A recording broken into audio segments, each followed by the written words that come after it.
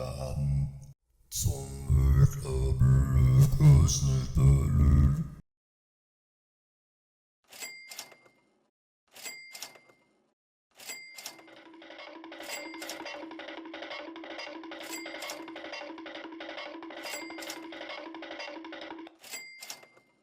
I've been wanting to make this video for a while now, and it may be unpopular, disliked, and suppressed by the algorithm, but I don't really care. I feel as though I need to say what needs to be said. This video was written beforehand as a prepared missive, an observational piece, if you will. Those of us in America know how bad of a direction we are headed in. We know that the future our parents had envisioned for us is a fabrication, a lie that was artificially created to benefit a certain 1% class, a manufactured set of social pathways and goals that many of us spent years and decades chasing, only to find out through disappointments, heartaches, severe loss, and real suffering to realize that we were all lied to. And it was the internet that allowed this awareness and reality to be spread amongst the masses. Unrestricted, unlike the decades before the pre-internet era, where information was not decentralized and so easily accessed. Since 2008, it seems as if America has been on the decline, especially after 2020, where the decline hit an inflection point and steepened. We know that things are bad.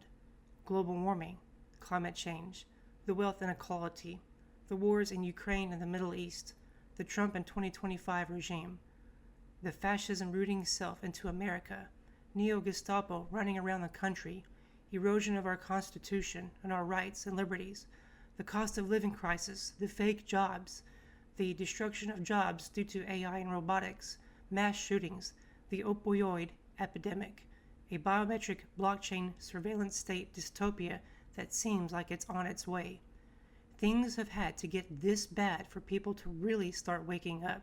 And yeah, it is absolutely overwhelming. We try to live our lives the very best we can, attend to our jobs and our families and obligations and hobbies, and try to enjoy life while we are constantly pounded, bombarded by the infinite news stream of how bad things are and where they are headed.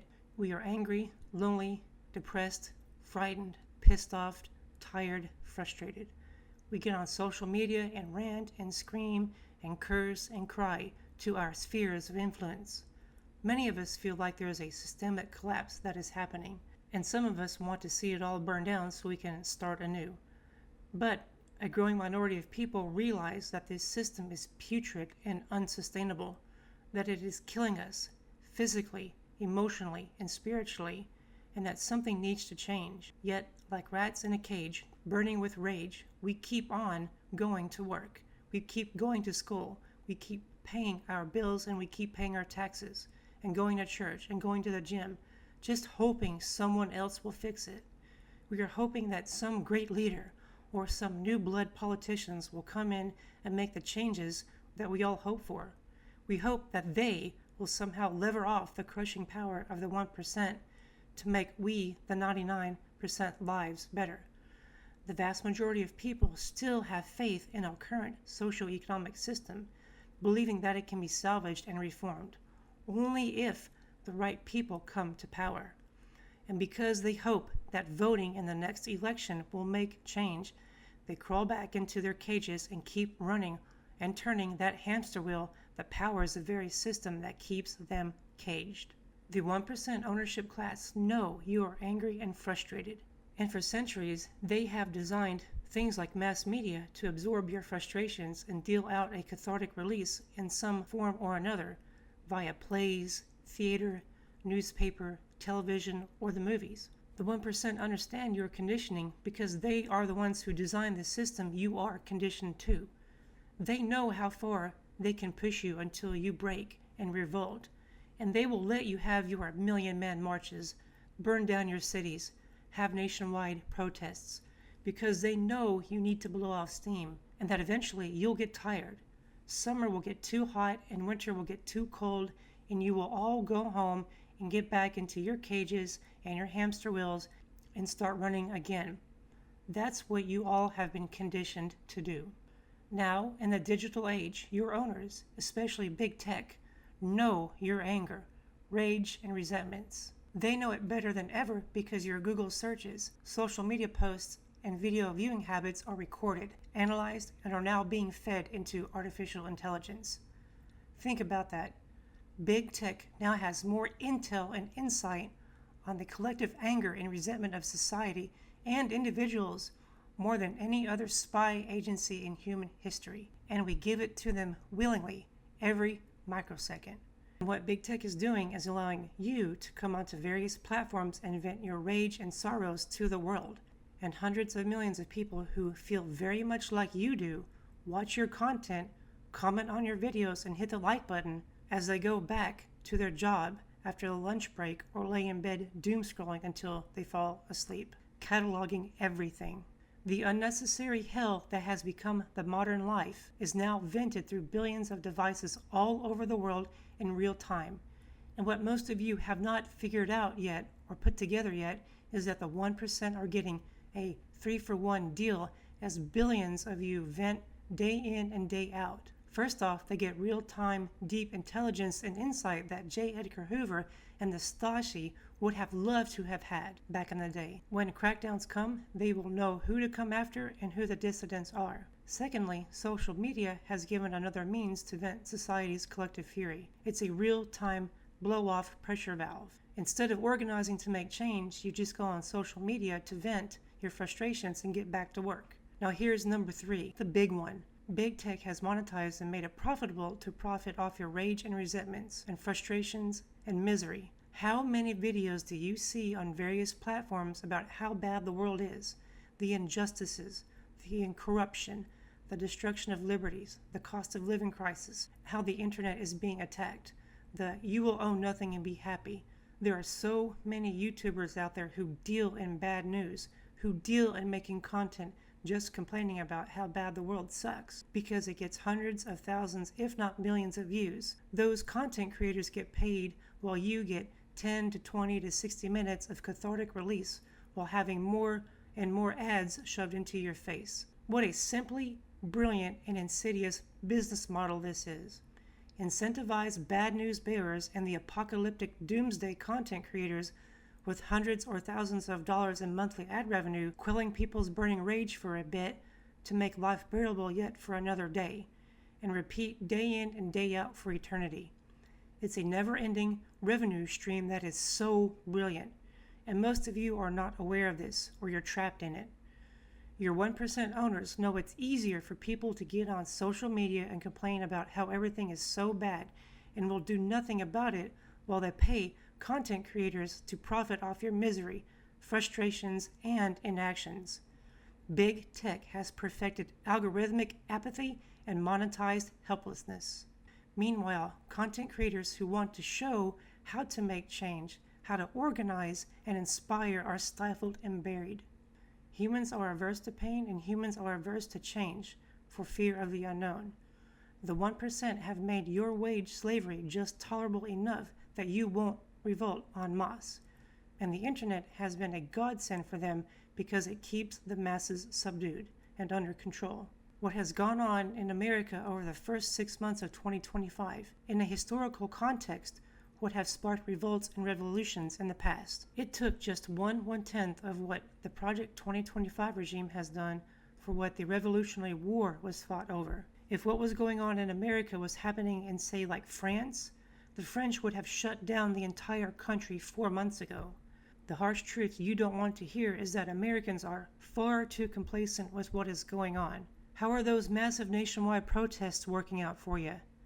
They are ineffective, and it is because big tech is manipulating you into becoming passive complainers who just accept your fate.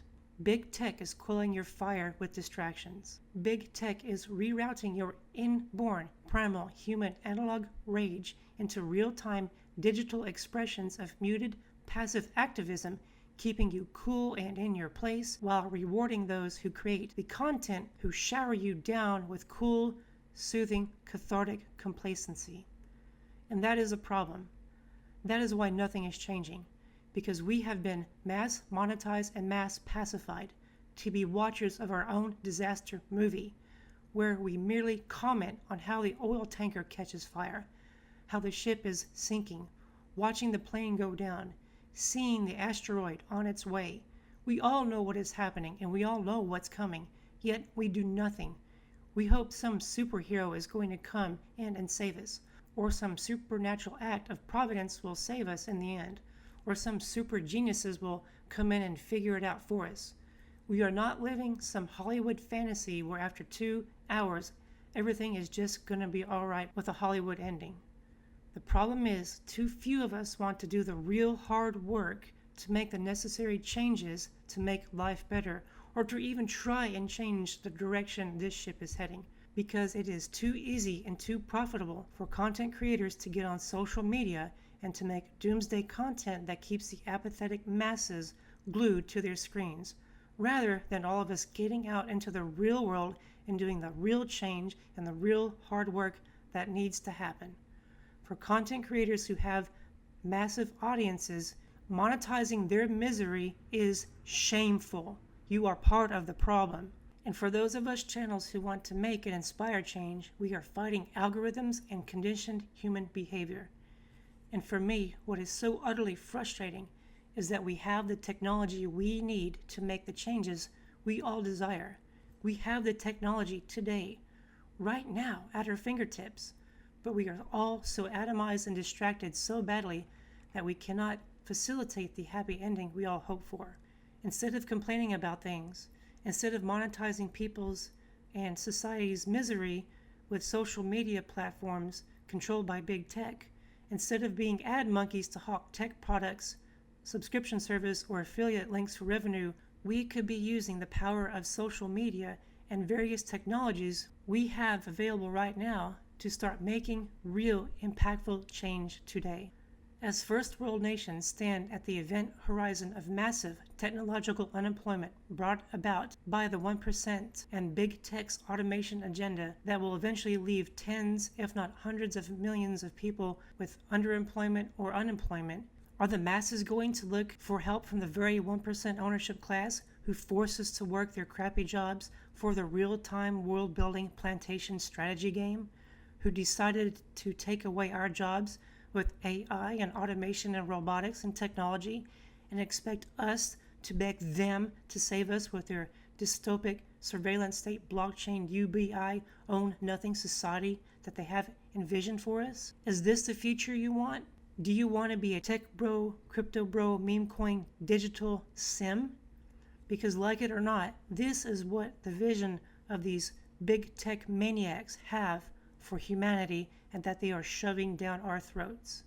No one is coming to save us, and quote-unquote fighting the oligarchy requires more than just complaining on social media, typing a sarcastic comment, doom scrolling, dealing in hopium, sucking up copium, voting, protesting, or making doomsday content for money on YouTube. The reality is it will take millions of ordinary superheroes actually doing something in the real world, especially with some sort of technology that empowers people at the personal and group levels to change the world for the betterment of the 99%, one sphere of influence at a time. And always, always remember some really simple basic math. 99% is greater than 1%. We have numerical leverage.